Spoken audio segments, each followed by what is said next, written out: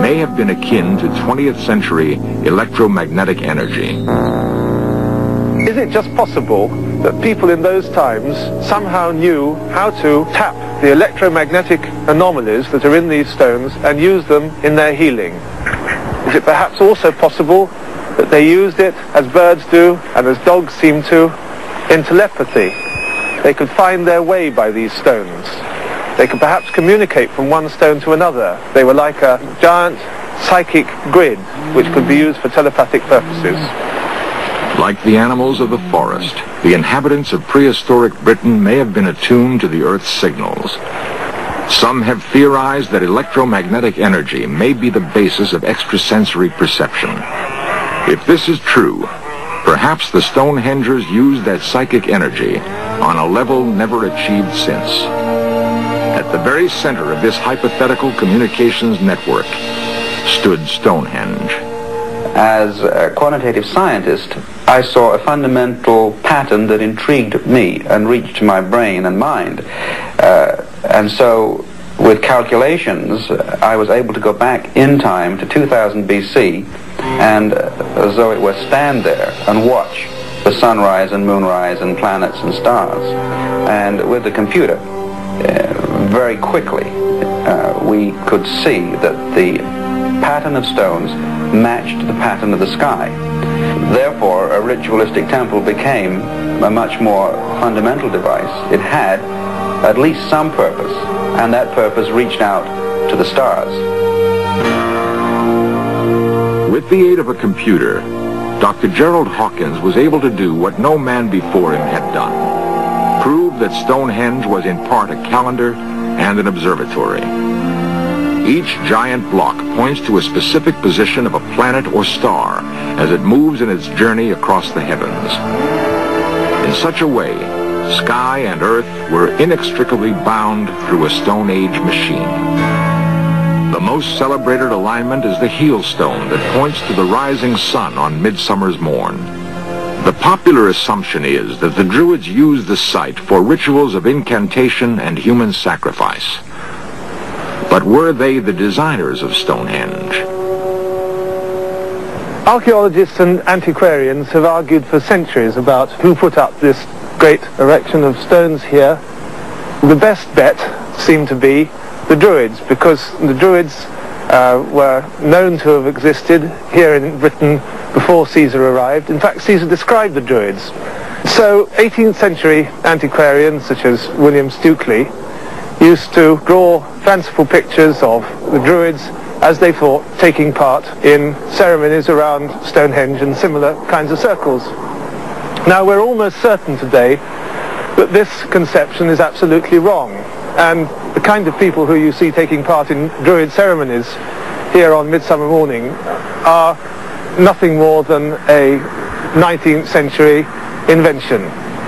Druids, in fact, what we do know about them, they had a strong priestly class who used to gather, on the whole, in oak groves where their secret ceremonies took place.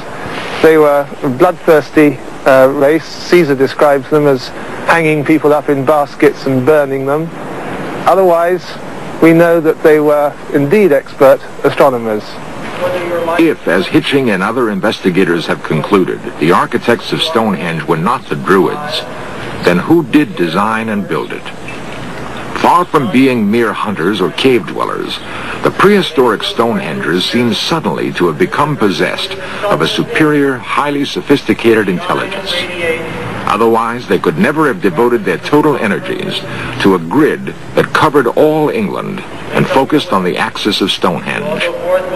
One must wonder, from where did they get this incredible spurt of knowledge? A spurt that was 5,000 years ahead of its time.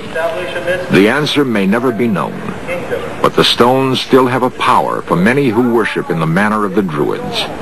And Stonehenge still intrigues men who seek to understand the workings of an ancient machine. I wonder if they were not worshipping a new type of god to us, a god of time.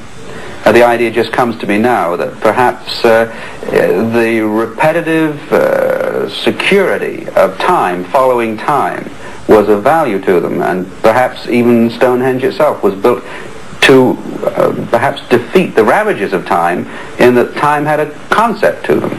If ever we can find out an idea that explains what they did, it will be really dramatic. I don't feel that we've come close to any idea yet, but you can imagine a god of time. We don't have it. We hate time, but maybe they look forward to it.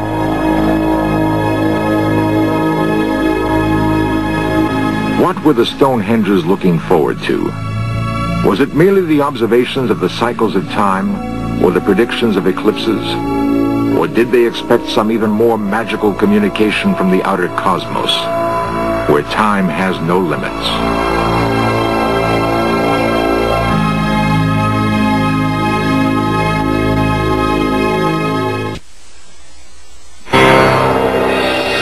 Stonehenge is not alone as a riddle of ancient design. In the thick jungles of the Yucatan Peninsula, an ancient observatory called the Caracol charted the phases of Venus as accurately as 20th century telescopes. Buried deep within the same jungle, a Mayan pyramid was aligned to the midsummer sun. 6,000 miles away, Egyptian pyramids mapped the rising and the setting sun on the same day.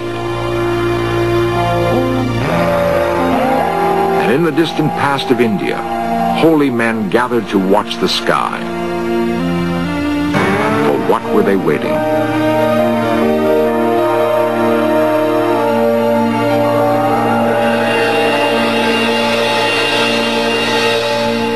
We have some understanding now of the possible explanation for Stonehenge and the other monuments around the world that have puzzled investigators for so long. The question which still eludes us is who erected these working monuments?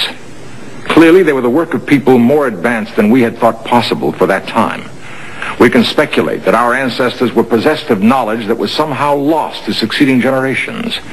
Or perhaps they had help. In 1970